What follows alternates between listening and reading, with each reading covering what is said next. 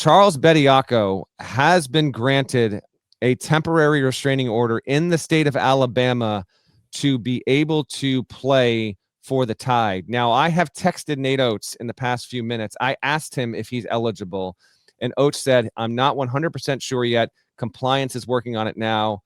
And then I texted Oates, do you expect him to play this weekend if eligible? He has not gotten back to me. If he does, I'll update you before we get out of this show. Alabama hosts Tennessee on Saturday. I said on a December pod that I was absolutely done predicting which way this kind of stuff would go. The NCAA already denied Charles Bediako. And if we're saying the name and this is off of your radar and you're like, how do I know, like, what is that name? How do I know Charles Bediako? The dude played for Alabama 3 years ago. He played in college, declared for the draft, never played in the NBA, played in the G League, signed a professional contract, and has now been given a temporary injunction to play. This is similar to James Najee, but also very, very different. The rule has been, if you are a college player, if you have played in college games and you would declare for the draft and you don't take your name out, you are not eligible. The NCAA ruled on his case, said no. They took it to a judge. Alabama has won a short-term win. This is absolute nonsense. We don't have a ton of time, but GP, floor is yours for the next 2-3 minutes, whatever you want to chime in on this. I can't believe it actually happened this fast, but at the same time, I kind of can. I am not right about everything. St. John's, Braden Smith, although like the morning of January 21st, in the worst morning to be a believer in St. John's and, whatever. But we don't need to really relitigate all that. What I'm trying to say is I'm not right about everything. But I told you what was going to happen more than a year ago. I told you where this was headed. And I see other people jump on Twitter and they say, stop with all these hypotheticals about what if this player decided to challenge, because the rules are the rules and these are the rules. Brother, the rules in my adult life used to be Enes Kanter can't play college basketball. We had these lines drawn for a long time and we have blown right past them and nobody knows where they are anymore. And they don't hold up well in courtrooms. Because, like I've said a million times, and attorneys can say it in a more sophisticated way than I can, but the public school Mississippi way to say it is once you get in front of an attorney and you start trying to logically lay this stuff out, it ain't going to make much sense to them. All right? So you can say, well, the reason James Najee can play and Charles Bediako can't play is because he played college basketball before, and this guy never played college basketball before. And then this guy signed this contract, and this guy signed this contract. But at the end of the day, the lawyer's then going to stand up and say, they've both been professional basketball players. In fact, this one over here has played more professional basketball games than this one over here. This player wants to play college basketball. This university wants him to play college basketball. They're willing to pay him to do it, a lot of money. Who are you to stand in the way legally?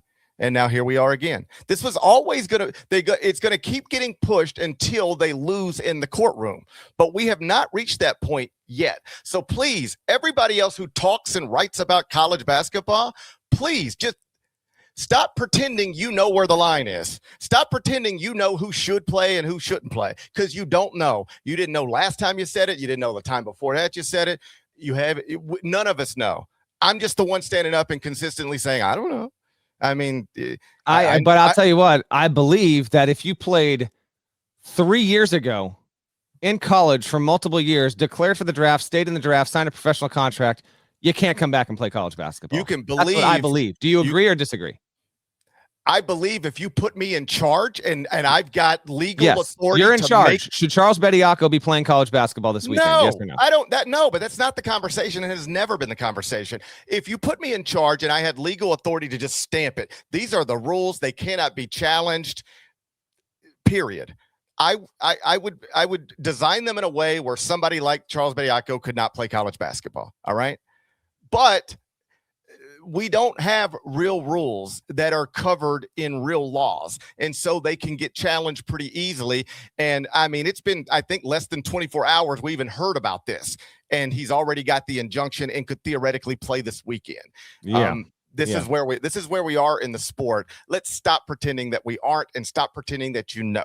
You don't know who's eligible and who's not. You don't know what the rules are because they keep moving the line all the time.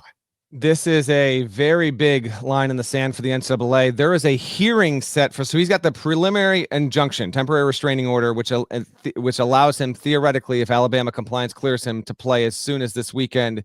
But the hearing set for January 27th, 6 days from now, will be a major one. If Bediako wins, and by the way, this is because of the timeline with all this stuff, he's only eligible to play for the rest of this season, and then his eligibility is expired and all of that. But if he wins, we'll see. I know, whatever. We got to keep it moving. If he wins and he plays for Alabama for the rest of the season, this is the case that completely causes the entire system to fold in on itself. There's no NBA draft deadline. There's no going and leaving college and you're gone forever. Like this has become a very, very meaningful heavy case in the snap of a finger here. He's not the only one. There's another player this morning. We don't have the time to dive into this. You got to be off the show in less than 10 minutes. But I just can't believe it. I mean, I can, but I can't believe it. This is a joke. He should not be able to play. I'm not disagreeing with what you laid out, Parrish. I'm saying what everyone understands to be what should be the moral clarity and guiding principles to what is right and just for who's eligible to play college basketball. Dude, you left this sport years ago, and now you're swooping back in for a payday. By the way, Alabama needs some. That's the other thing. Alabama been a little bit like this. So you tell Nate Oates he can bring on a 7-footer with some legit college experience. Expect the guy to say no? Of course not. There's also that part of it. They need the body. Like they're falling back in the SEC race. They almost get picked off on the road against Oklahoma. You could just see Nate losing as a favorite at home inside Coleman Coliseum. He's just walking to the back, yelling at some grad assistant.